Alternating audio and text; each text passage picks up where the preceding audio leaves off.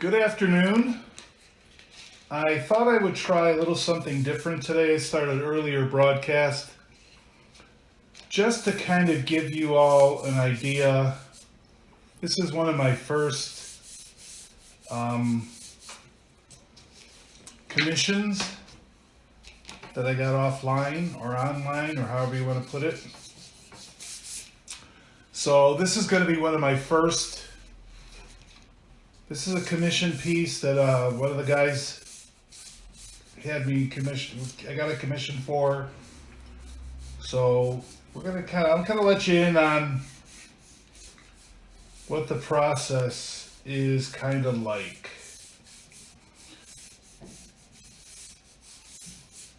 Right now, I'm just roughing in some of the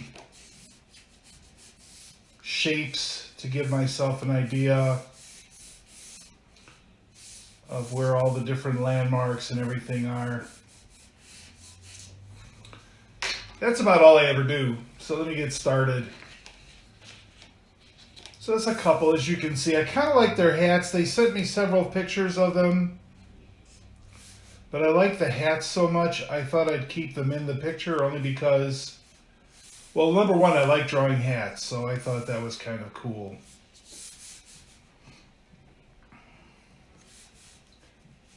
For a lot of my studio caricatures, I know I like to start with a literally kind of layout. I like to get the basic layout done first.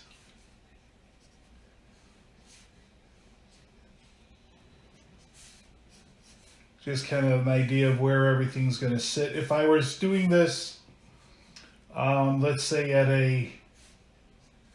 at the shed or at a gig, I'd be doing it would be more like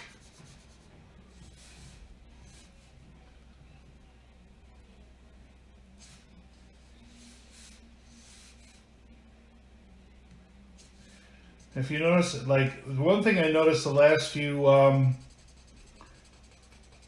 been taking my time a little bit more, trying to slow it down a little bit. Liking it better when it's slowed down.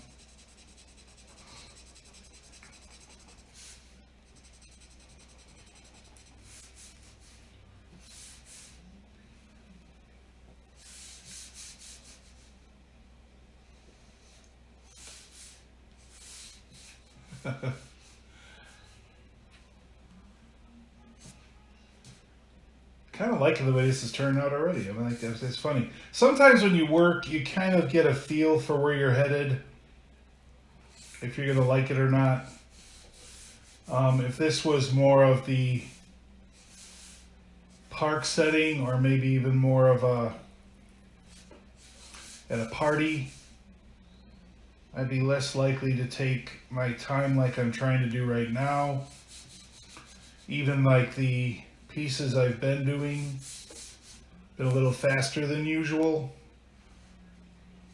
And I'm finding if I slow down a little, this gives me my ability to use the line work that I like to get. I'm liking this already, man. It's working out.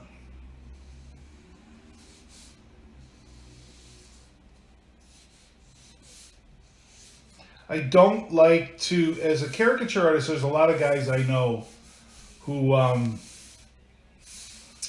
really get a big charge out of drawing some really crazy or kind of doing some really wild stuff.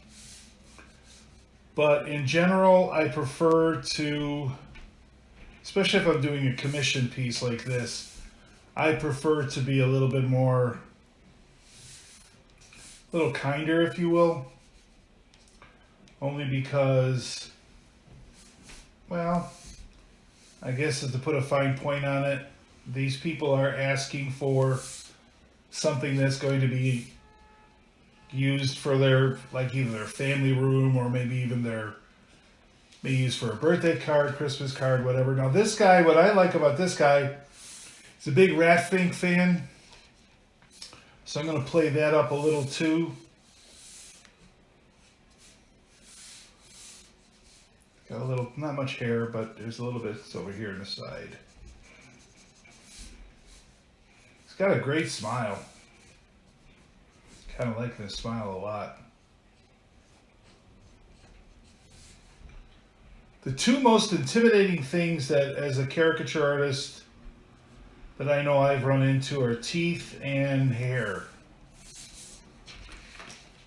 Now, one thing that I do when I'm doing a caricature like this, especially as two people, I never put the eyes in, only because I want to wait till I get the other person in the picture. So I make sure that they're looking at each other, or at least the individual here is looking down at the right person.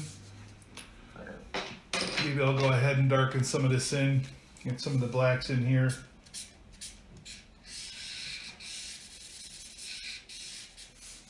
I hope you all are doing well with all this quarantine. This is my way of working it out a little bit. As your lobe is not that big, so I'll just cut it back a little bit. I've been doing a lot of drawing. I'll be doing again tonight, a little later probably than usual, but really excited about this April. I want to do some past metal performers. So that's what I'm really excited about tonight's broadcast, if you will. I'm going to rough in a really quick idea of where I want.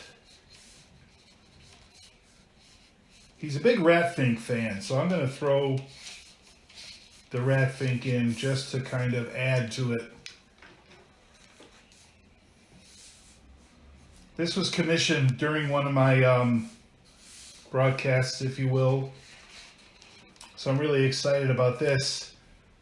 If you're looking for couples and whatnot, I enjoy drawing the most because it's really cool to get two people. And we're going to get her in here next.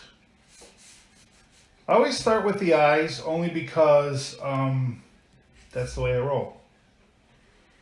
Some people like to start with the shape of the face. Myself, this is the way I learned too. My mentor slash teacher, Gary Fazen, had us start working this way. And this way, I must admit, I find it a little easier for me to work in this fashion. Get her glasses. I love when I draw the eyes last because, and even Gary's pointed out, it kind of throws people off a little, especially kids. The kids think it's funny because I haven't drawn the eyes in yet. So they think I'm being funny. They think I'm trying to make fun. You know, they think I'm drawing a zombie. Trying to draw zombies. But in reality, what I'm doing is just doing what I do, how I do it.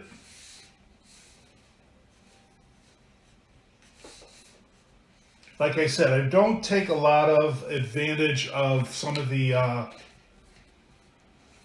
some guys, like I said, they like to really go off on some pretty wild tangents. I work with some guys who could, I mean, don't get me wrong, man, I love doing it. The opportunity to do some crazy exaggerations is great. But when I'm drawing the average person, I'd rather not, because I guess probably more than anything, I don't have anything against them per se. I look at it as a more an editorial when I'm going to do that.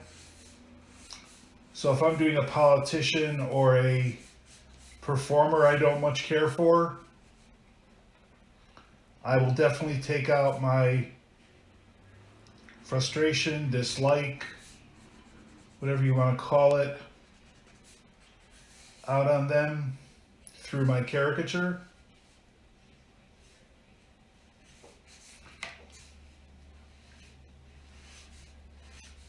But again, I enjoy doing two people at the same time because it's great to play off the shapes of the shapes of the faces. When you have one person, so like now I may even take, I kind of bounce a little bit, but right now I may take and just draw their eyes in to help me solidify the drawing a little bit more.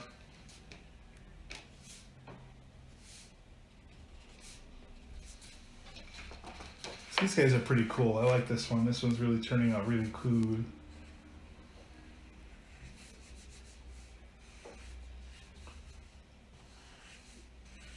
Having a lot of fun. If anything, I prefer my caricatures. I feel like I'm more in tune with a caricature if I feel like I have a statement, a purpose. Like for these people, I'm trying to represent who they are, and she's also a big fan too, so we're gonna get her. But I feel like I have to say something, or it has to connect in some way. These are working out really nice.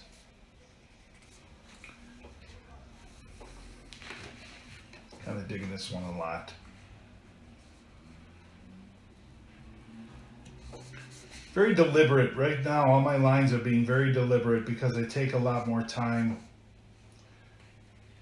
When I do caricatures at events, let's get Ratfink in here.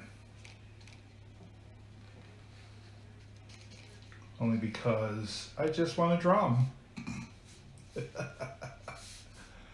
them.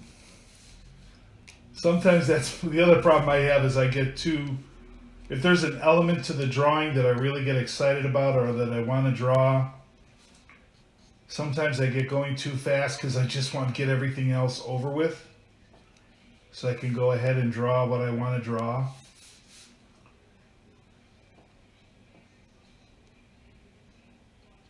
It's going to have like Ratfink looking down.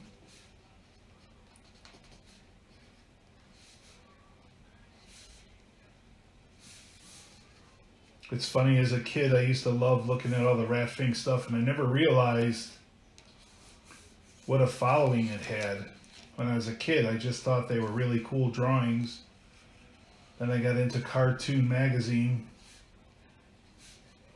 Started getting into that. Got into Big Daddy Roth. And this guy has the same love for the man.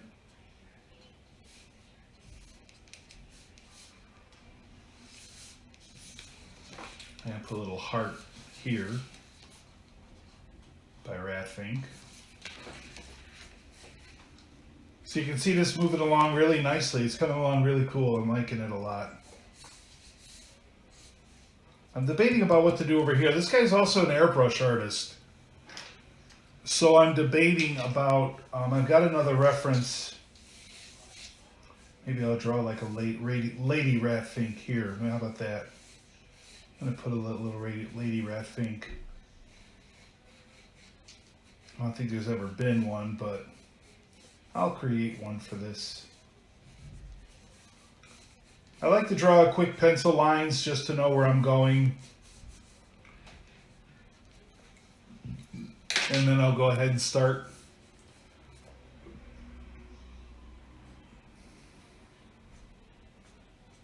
I don't know if there's ever been a lady Ratfink. If anybody knows, let me know if they know if there's ever been a lady. I know that when Big Daddy Roth created, or Ed Roth, took on created probably one of the most iconic characters in what they call the lowbrow art or the lowbrow community. He was he was trying to do sort of an anti-Mickey Mouse. He was creating what his Mickey Mouse would look like if he was going to draw a Mickey Mouse. So I don't know if they ever did a girl Ratfink, but I'm going to draw one right now. And she's going to be looking up at her counterpart here. I'll draw the big ears. figures in. If you're looking for a commission piece, please PM me.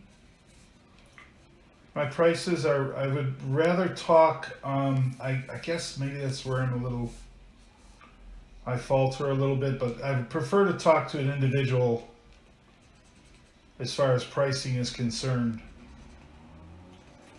So this way we can kind of discuss a few things, see how complicated the piece is going to be. This is looking kind of cool.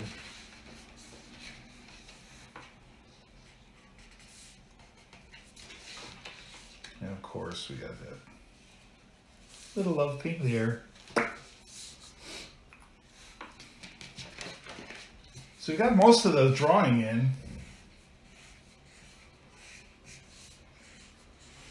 I'm always surprised how quick I go.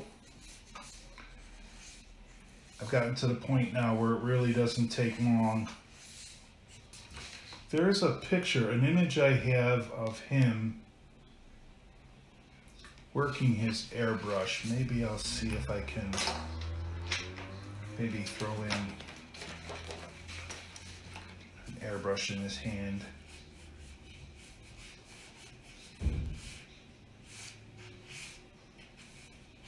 I've taught caricature before, and I've taught cartooning. And one of the keys that I always talk about is about shapes. Getting shapes right. So when I do something like this, I'm trying to think about the shapes, proportions. Uses a top feed, a gravity feed. Okay, let's get this in there. I try not to draw too much because that's, I think it takes away some of the spontaneity. Some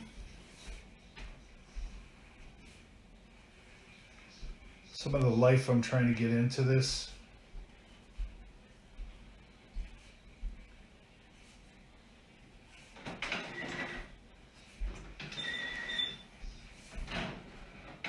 So like now here I'm getting his knuckles in.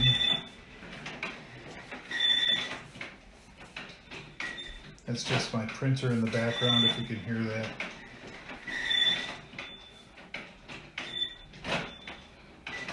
I airbrush too. Not as much as I used to, but there we go. Not bad, it looks pretty good. I'll take that. Shoulder in like this. See if it's, yeah, it's got the hose running down like this.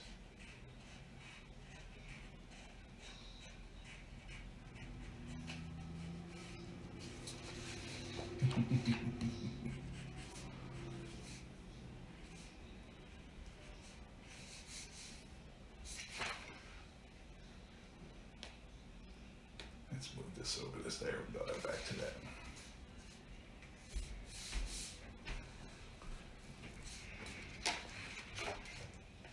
It's coming along nicely, don't you think? Don't you think?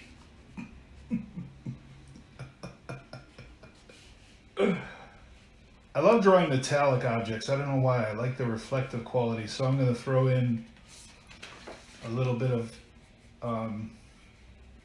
reflective quality in the airbrush. A lot of what I do as far as caricatures, I learned a lot from Gary Fazin. And this line work here, how to do all this fun stuff, this has been a great, he was a great teacher. But inking, like drawing metallic items and trying to get metal and stuff like that to show up, that's been a result of my days reading comic books and getting into guys like Jack Kirby. Mike Grell was one of the, I don't know if he inked his own work, but he was one that used to do some wicked metallic looks and jewels, and he was all into the fantasy stuff. I'm going to throw a border around, just like this. Helps to separate things.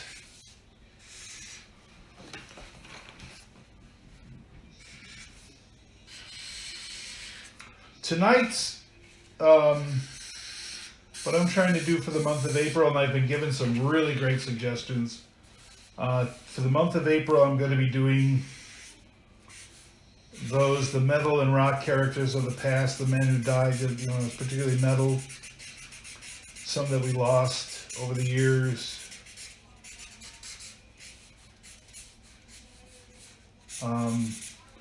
Tonight I'm going to draw, want to get into drawing Dimebag Darrell. He's the first one I thought of. And we'll go more into that during the broadcast and during the video. But right now we'll just talk about commission work. The paper I usually use is 11 by 17 unless the client asks for a different size.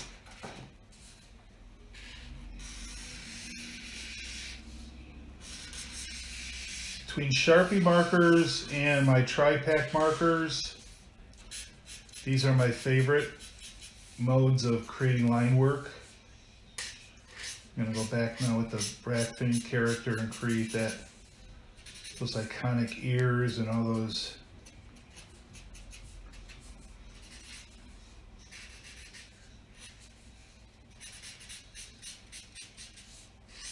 Big Daddy Roth definitely gave us something to... Never done a caricature of him. I should do one of him. Never thought about that before, but Big Daddy Roth gave us an Ed Roth, as he sometimes preferred. Really gave a whole new art form. Everything from characters and airbrushing to him and Van Dutch and their works with car detailing. I mean, they were it, man. Ernie! What's going on, Ernest? Ernest Posey. So I'm getting right into the line work here. Almost done with all my line work that I want to lay down. Now I'm going to be putting in some color. Color's pretty basic. It's a pretty straightforward, basic attempt. Don't get too fancy.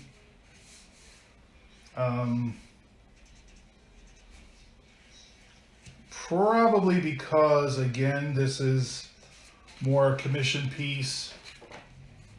And in commission pieces, I don't want to get too caught up in the... I think that sometimes I think all that, the color and everything that you start to get into, I think that kind of bogs you down a little bit. And slows down the process, for me at least.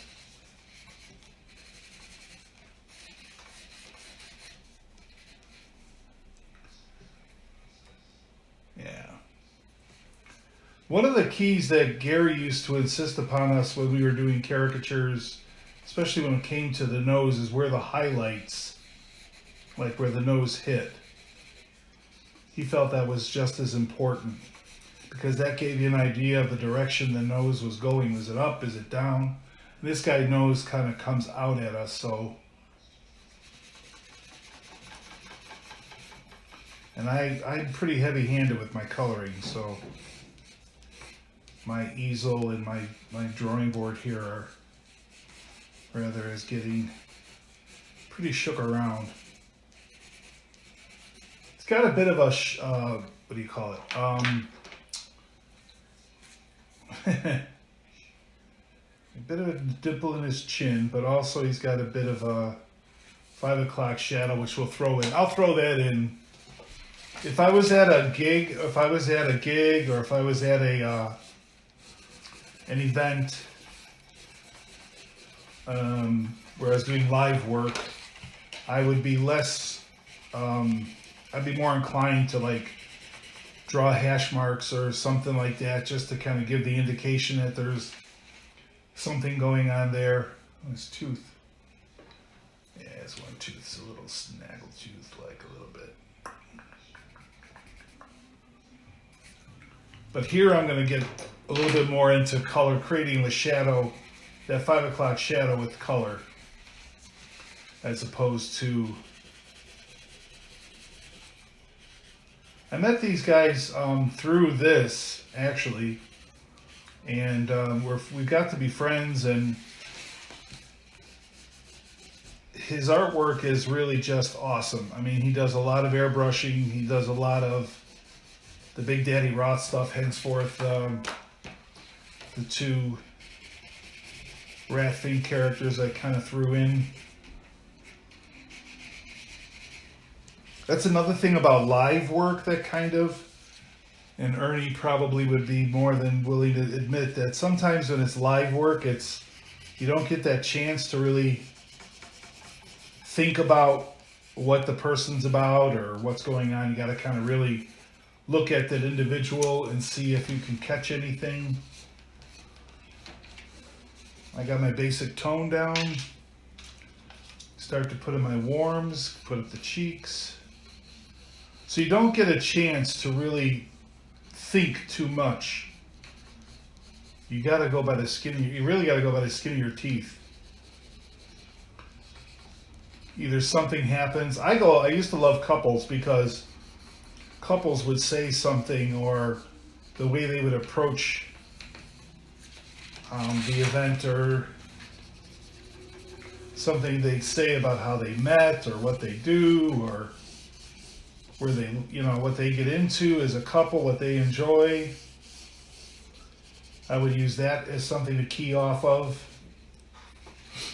But in this case, they've already got these really cool hats on. And I had a chance to kind of look it over, think a little bit more.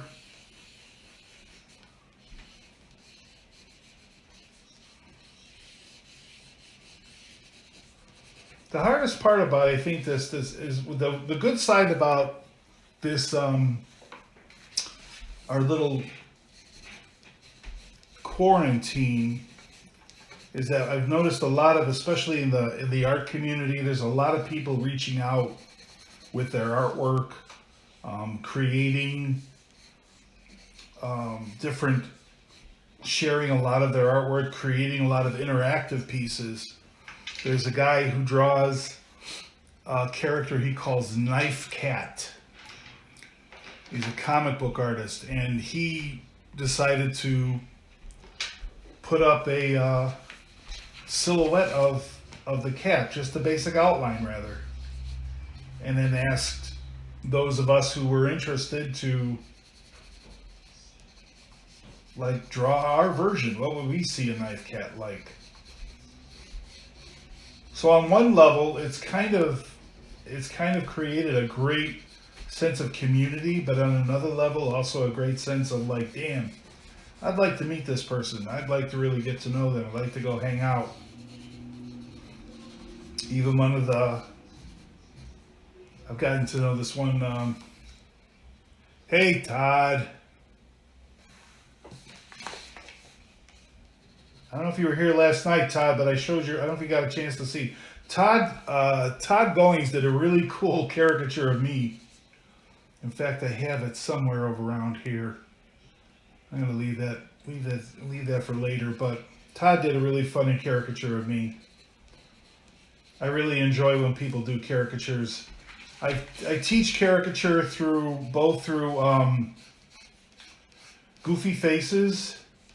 And I've also taught some kids how to do caricature through, at the Shed Aquarium, when we were at the Shed Aquarium, and when I used to work at Navy Pier, we'd get the new guys come in. Six Flags, my God, I had my face drawn so much. It's not even funny. Or it was funny, but it was great to watch the artists get, each year that you'd come back, because we'd be seasonal. So you'd leave in November, get together back in April, start getting things together. And then you'd see what they did over the summer, and then they'd give it a try again. They'd try and draw me again. And that was so much fun to see. Both how they evolved in their artwork and how it's more of kind of a combination of how you evolve in your artwork and also how you perceive things. Todd, I'll be honest with you. Keep an eye on what I'm doing. Hang in there, man. Literally, when Gary would teach us, it was sitting down next to him and just watching him go through this process like you see me doing right now. Just really quick, I'm going to take, I want to get this guy's 5 o'clock shadow in. So, if I can find, I think this is it. What I prefer to do is throw down first a little layer of indigo blue just to kind of create one value, and then I'll throw the black over that, real light black. That keeps the black from flattening the image out.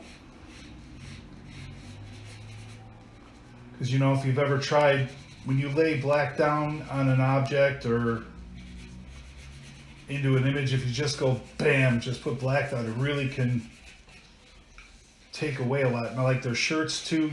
I use indigo blue as a shadow color.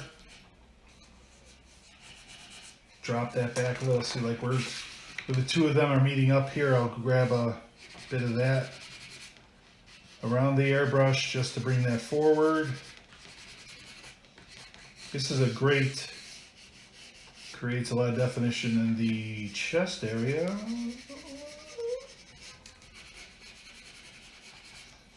Even here, like in the metal, I'll use the indigo blue to kind of create the little bit of the shading in the metal area.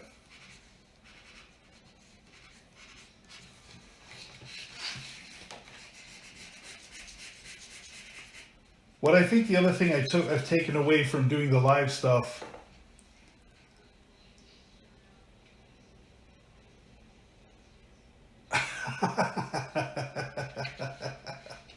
Steve, I can't see the rest of what you wrote, but thanks, man. I've been, trust me when I tell you, I've been into the surreal stuff too. My biggest influences, Steve, were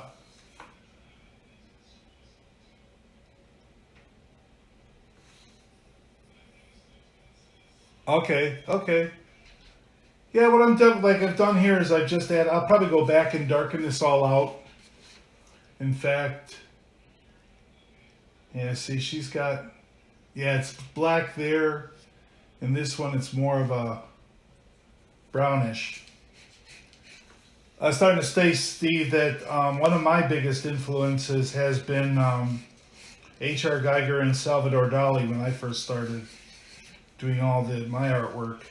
I love the surrealism. Now the best part about laying that blue down is I can lay some black down, and this guy's, now that beard comes in a little bit better.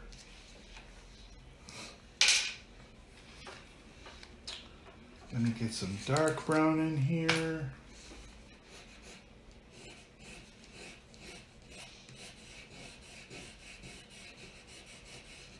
I mean, if Mark wants me to change the color of her hair, I can do that with no problem. That's easy, but I always like to lay down a base color first and work up into my darker values. It's easier to go light to dark than the other way.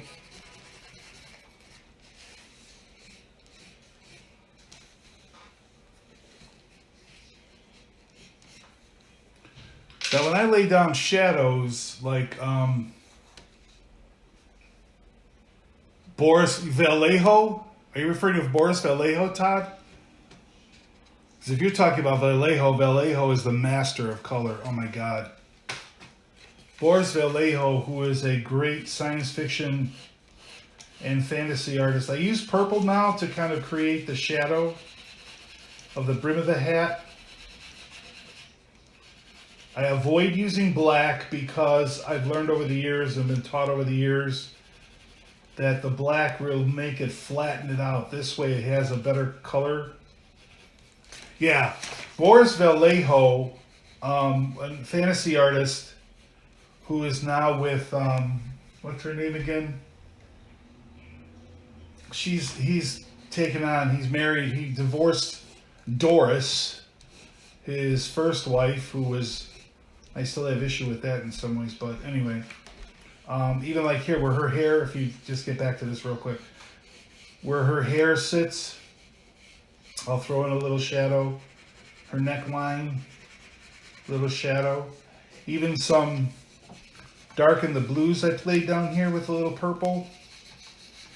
This is all just to knock this back a little bit more without flattening it out, because black, even though black's a great color, and especially if you're inking, you do it right, it can really look cool, but I enjoy using my, I've learned from a lot of guys from Six Flags how to use color a little bit more effectively.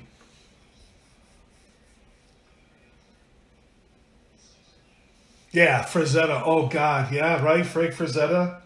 When Frazetta passed, we lost a great, what a master. Oh my God. I don't know if, Steve, if you ever caught Painting with Fire. It's the biography of Frank Frazetta. It's on the Fire and Ice video, the animated feature he did with, oh God, I'm terrible with names. With, I'm going to lay some purple in the hat just to unify these colors, but I'll go back and put in some black. Darn it, I can't remember who the artist was that he worked with on Fire and Ice. Crap. Anyway, yeah, Frazetta was just an awesome, awesome artist. His work, I mean, oh, don't even get me started. His work was just awesome. His work was really, really great. Linda's giggling. Good,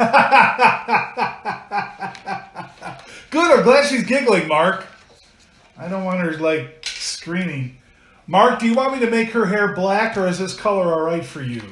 Is this an okay color? Steve said something about being black, but was it Steve Todd, rather? I like the color of her hair right now. I'm going to go back and darken this hat up a little bit.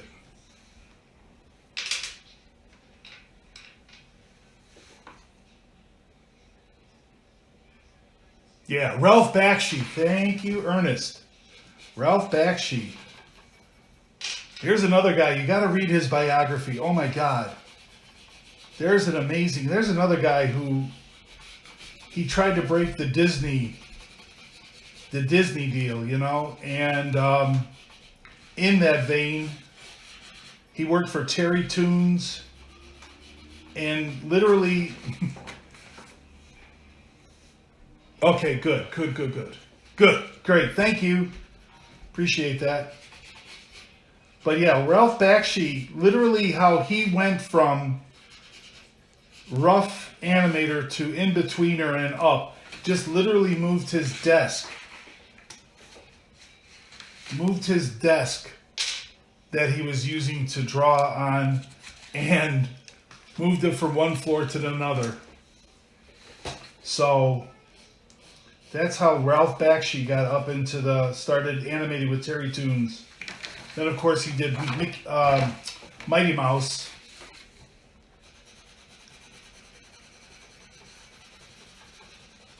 He actually got them to do a Mighty Mouse, which kind of resurrected it. I like this style, I like the way they did it, but then whatever happened, kids didn't like it or whatever. Put a little more red in her lips. Yeah, I know, right? I forget what's his name? Oh, I forget the artist's name. So terrible with names. Show me a style and I can tell you who the artist, I don't know the artist's name, but I'm familiar with it. But yeah, Ken Kelly, that's it. Who did Love Gun and did this poster. He did some awesome work. He did some awesome work for Kiss.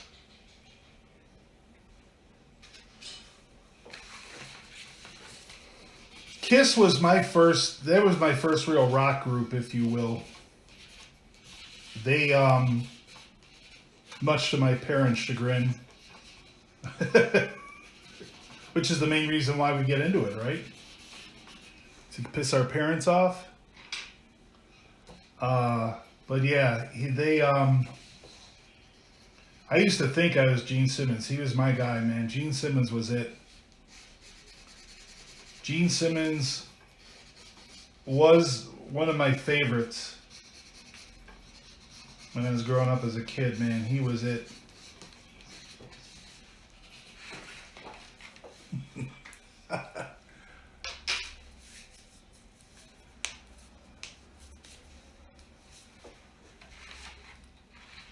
The only thing with Gene now, I mean, Gene, there's a, I think his name is Mike Gass.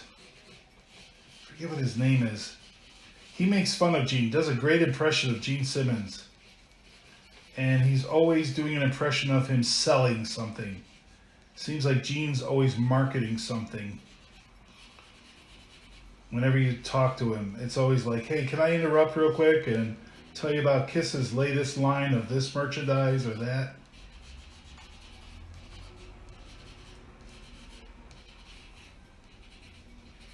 I am literally, deliberately, Mark, taking my time as this. If we were live right now, if I was at Navy Pier or I was at another group. Ace, yeah, Ace was great. Ace Persona was good, man. He was a great guitarist. There's another underappreciated guitarist. Ace was the reason why they had all the crazy effects. Ace was big into doing all sorts of special effects. He started his guitar smoking, and I saw him on That Metal Show. Yeah, oh God. Gene is full of himself. You're right, Steve. Don't be ashamed of it. He is.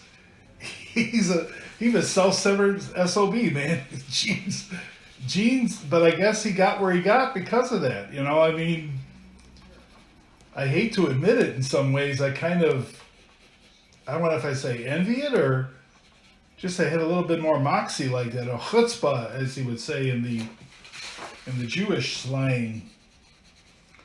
In Yiddish, he's got chutzpah. You know, that's what got him through where he got. Let's face it. You got a rock band who comes out in makeup and does what they did? Oh my Lord. You know, I mean, Kiss was and always will be probably the best. I mean, they have some of the best shows. I don't know about their music per se, but I always thought their shows were great to watch, man. My girlfriend and I, no, I've never seen the one with Tom Snyder. I got my girlfriend hip to the Kiss. We saw Kiss with Ted Nugent was opening. So I had never seen Ted Nugent before. She saw Ted Nugent. So she literally was seeing Ted Nugent she was seeing Kiss for the first time. I saw Ted Nugent for the first time. And yeah, Ted Nugent was great. I don't care about his politics. You can say whatever you want about his politics, but as a performer, man, that guy's got it. Saw him at the House of Blues. Ooh, there was a performance. It was like watching a man talking to his guitar. That's all I could say. You watch Ted go at it, and it was like him and the guitar were having a discussion, and we were just there to eavesdrop.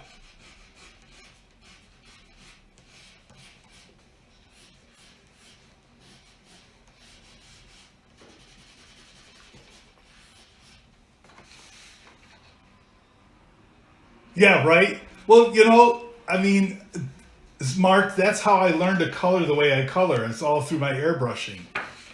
That's what it is. I started airbrushing and I lay it out the same way, man. It's color. What do you want, right? It's still color no matter which way you cut it.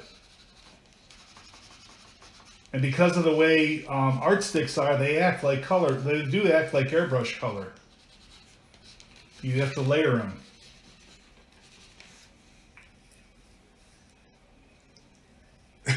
Yeah. Oh, Cheap Trick. That must have been something to see. Cheap Trick is awesome. I got hooked into doing Cheap Trick. I was at a gig where they had a live karaoke band, and I did Surrender in karaoke, to which they then got me to do Ozzy Osbourne and Black Sabbath's Paranoid, which really turned out pretty darn good.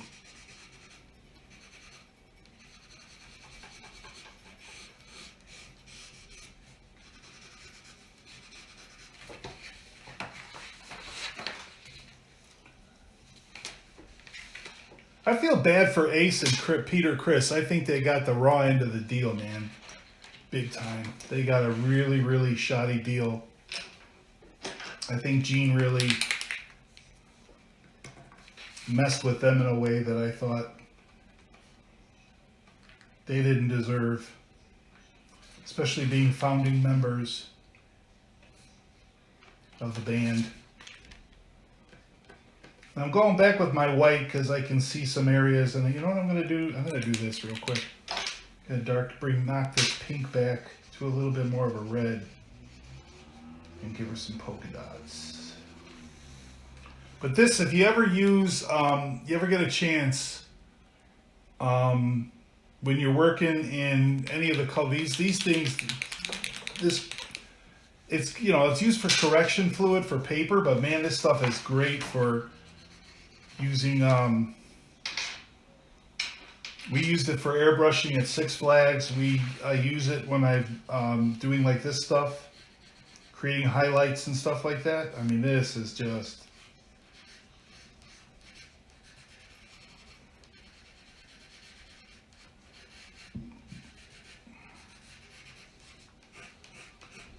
If any of you are interested, please PM me for a quote on getting a caricature done. I work from photographs. I also do it digitally so that if you want, there's a way where I can work it digitally and then can email it to you, then you have it printed. That's looking pretty good, man. Yeah, thanks, Steve. Thank you, man.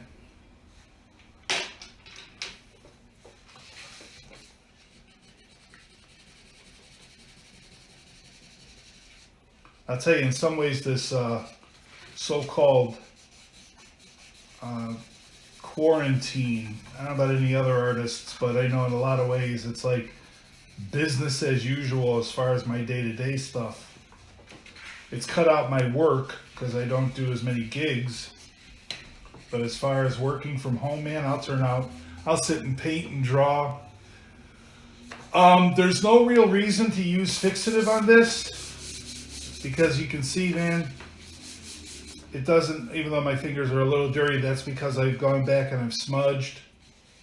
But this stuff will stay. This stuff will stay really well. As long as you keep it out of any harsh sunlight, like any other medium, keep it out of harsh sunlight, stuff like that. Keep it in under glass, like a frame. But otherwise, no, there's no reason for fixative. In fact, in some ways, fixative could ruin it. Also, what I found too is trying to, what's the word? Oh, what am I thinking of? You know, when they put that plastic around it, over it rather. That'll ruin this.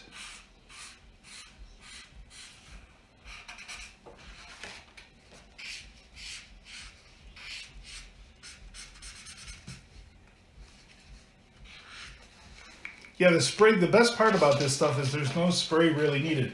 It's got a wax base to it. So when you lay it down, it really stays nicely.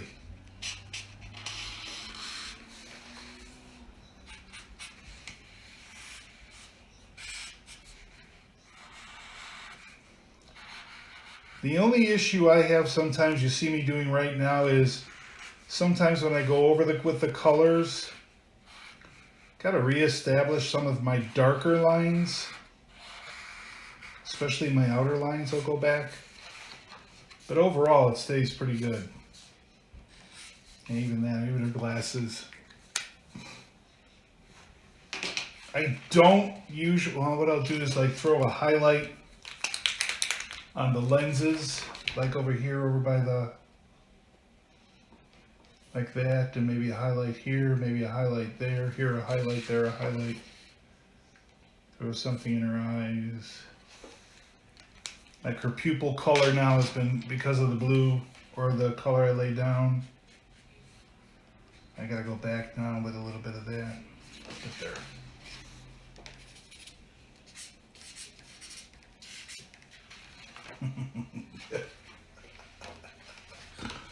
Oh, Mark. Gave this old man a great feel, man. It's a lot of fun. I will be back tonight. I do have the promise of doing another. We're going to do some heavy metal tonight.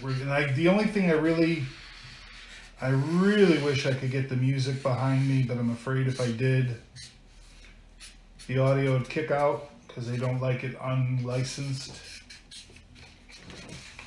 But yeah, I better leave this alone for them.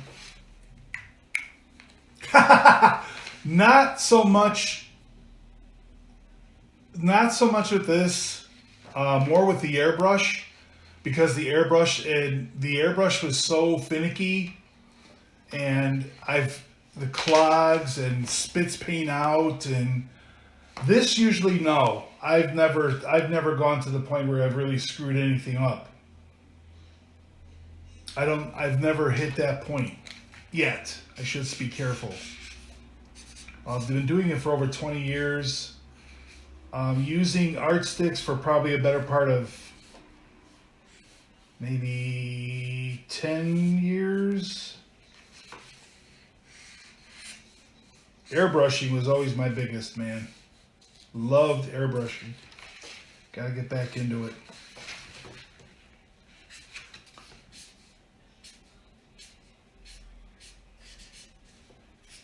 You know what? The only time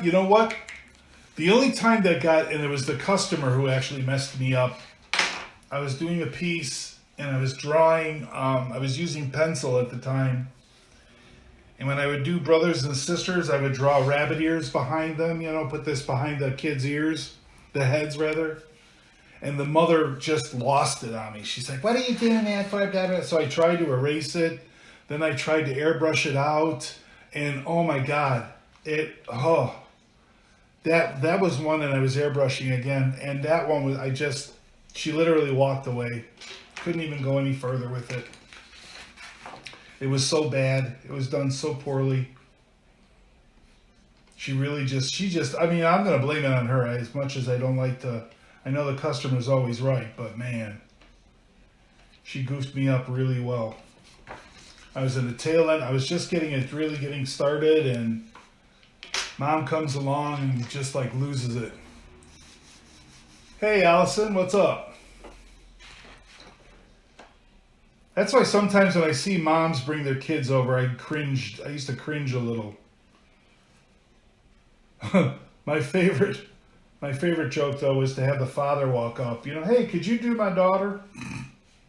Why, I don't know, sir. So the other thing with these, you really have to have a good Sharpie marker to go over. Once you've laid your color down, you should take like this. This one has lost a little bit of its ink. So this Chart Pack marker has lost a little bit. It's great for laying down finer lines in the face, but my bold lines, I've got to get back. So when you lay color down, Make sure they're nice and juicy. That's pretty much it. Tell you what, let me hit this a little bit more. Maybe a little bit more scruff on.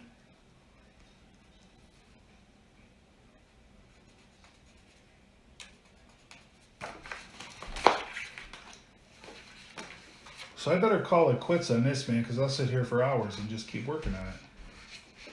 But I like where it's at.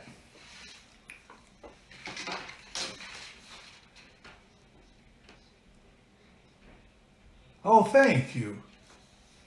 Thank you very much. I can't even, at least if I could get this to work. Thanks, man. I appreciate that, Allison. I do. I appreciate it a lot. Tonight, I'm going to be working again because I've got my mind set up because I want to do a tribute to my metal. My metal side is going to be a totally metal this month. I will be getting to some rock guys, but mostly like some of the, I call it the Fallen. This will be referred to as the Fallen, and that's what the hashtag will read. But these are rock stars and heavy metal stars that we've lost over the years. And tonight's tribute will start, and I'm not going to be too, I don't want to give it all away. But tonight's will be, let me put a little extra outline on her. On my little,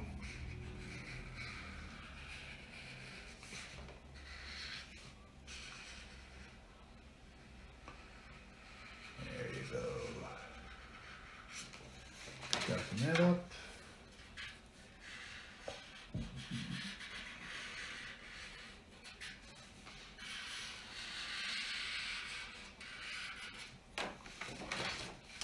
There we go.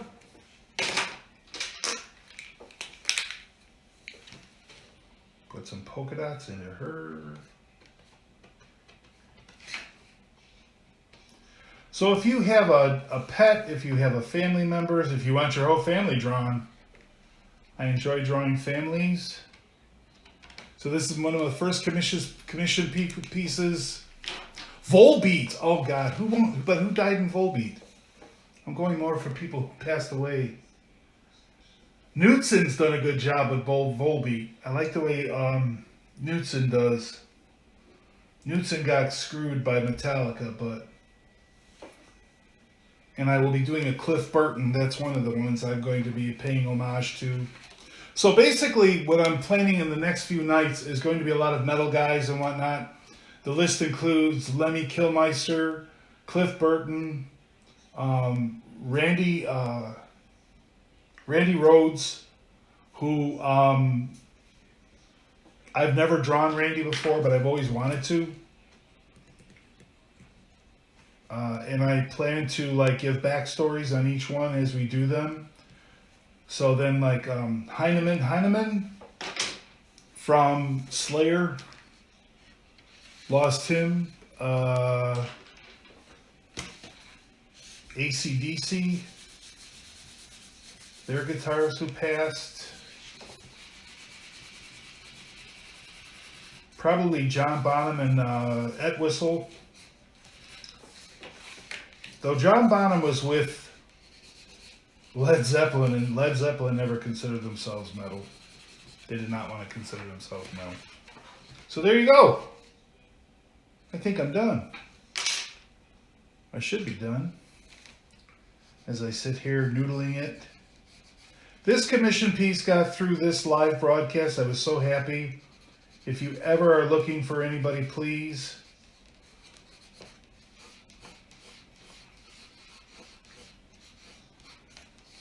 I mean, generally the prices run at like, for something like this, per person's usually like $25 for black and white, for color rather.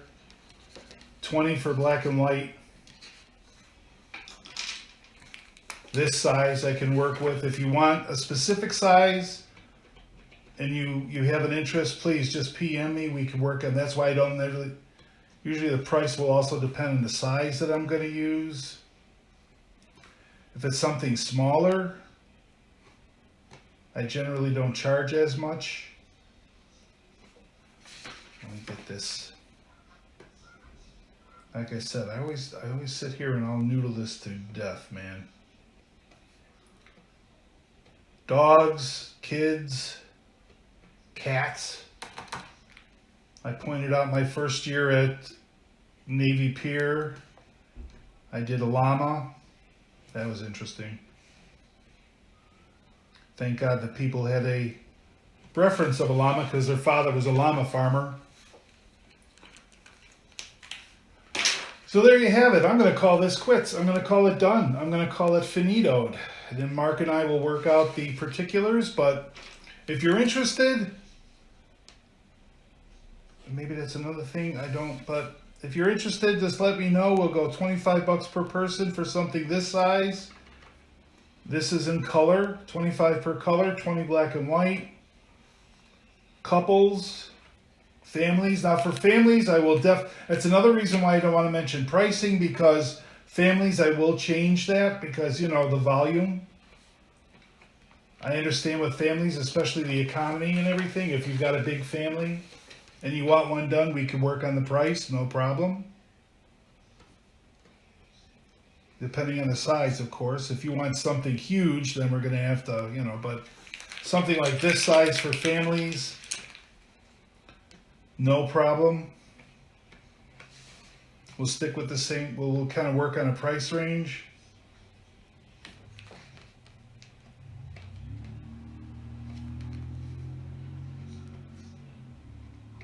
This was a lot of fun, man. I'm actually loving every minute of it. But anyway, you screwed up. Why'd you screw up, Steve? You're not dead yet, man. Go for it. Drop me a line. We can talk about it. Or hang out. Watch this stuff. You'll learn how to do it.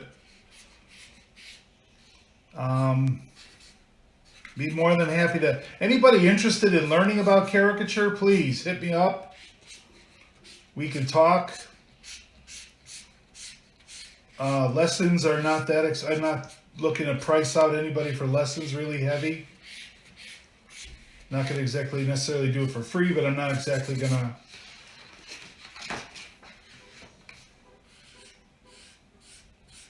Because I don't have a lot. Not like I got some big. There it is. Okay. Shall we call it done? Hey, man, I appreciate it. I'd love to see your stuff, Steve. Anybody got any artwork, anything like that you do, please, man, share it up. We got to create this, you know, this part of what this quarantine, I said before, that really I feel like is happening is, especially in the art community, which is really making me so happy. The art community is pulling together like you wouldn't believe. I just feel like the art community is, we seem to be, I mean, I'm going to say it very bluntly. Those of us in the art community, those who work from home, those who's living already, they say, you got to work from home now. I mean, we're like, yeah, so your point. The art community, I think, has really created, really pulled together nicely.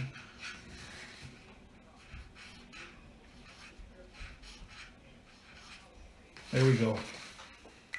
So, Mark, we're done. We'll talk about, I think I've got your